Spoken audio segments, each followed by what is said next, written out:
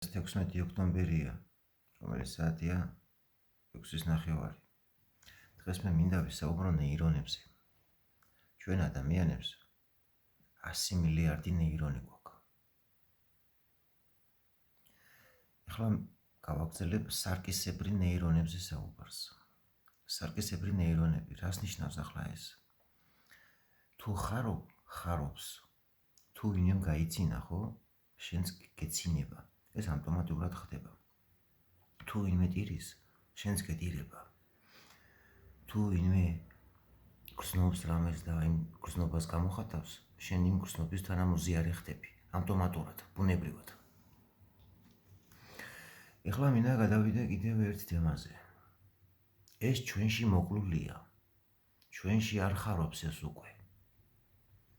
თუ ვინმე ძლიერია და ივარგა, ის ხო, თუ არა და გამოსაყვანია ხალხი. რა ხდება ახლა აქ? ვაი მიდის, იქითური, აქითური, გამოწევა. აი, სატანისტები ესისა. გასაგებია ყველაფერი სატანისტების ხელში ვართ და უნდა გამოვიდეთ აქედან, მაგრამ ცოდნა თუ გვიშველის ჩვენ. ცოდნა უნდა მივიღოთ ყველაფერთან დაკავშირებით.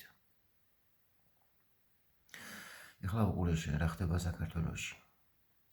სიხარულის ნაპერწკალი არა ჩანს, რომ ის გაიზიაროს ან მეორემ, ან მეზობელმა, ან ვიღაცამ და იპოვოს ადამიანმა სიხარული.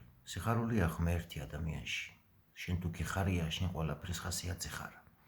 და შენ თუ არ გიხარია და ცუც ხასიათზე ხარ, შენ არ გინდა უკვე არაფერი და არ გინდა არავინ. ამიტომ მოსვლა საჭირო ხასიათზე. და რა არის ახლა კონკრეტულად მოკლედ ახლა რო თქვა საჭირო ამისთვის? სიხარული და ისევ სიხარული. ჩვენ თუ 5 კაცი დავდგებით და 2 სიხარულზე ვილაპარაკებთ, ჩვენი სარკისებრი ნეირონები იმ 3-ს ჩვენამდე მოიყვანს, ჩვენამდე დაიყვანს ავტომატურად. ანუ თუ 80%-მა საქართველოში აი ეს დადებითი აურა გაუშვა, დანარჩენი 80% თავისთვის მოვა. ანუ ეს ჩვენი სარკისებრი ნეირონები უნდა გავააქტიუროთ ჩვენ. ამის გააქტიურება შეიძლება რაღაც სახასიათებით იქითური, აქითური, მაგრამ ცოტა ფსიქოლოგიური მომენტია აქ. ჩვენ უნდა ვიზრუნოთ ჩვენს სიხარულზე. უნდა გავახაროთ ჯერ საკუთარი თავი და მერე ყველა გაიხარებს დანარჩენი. აი, სომბირებულები ვართ ყველანი, იმიტომ რომ ყველანაირი ინფორმაცია ჩაკეტილია. ყველანაირი წყარო ჩაკეტილია ადამიანისთვის. და დღეს არის ამის საშუალება, რომ ეს გაიხსნას ცოტა. გახსნილია და პატრონი ჭირდება. რას ნიშნავს ძველი ეგვიპტური სიტყვა ირგი? ეს სინამდვილეში მეგრული სიტყვა ყურძენს ნიშნავს, მაგრამ ყურძენი რას ნიშნავს, რო გავშიფროთ?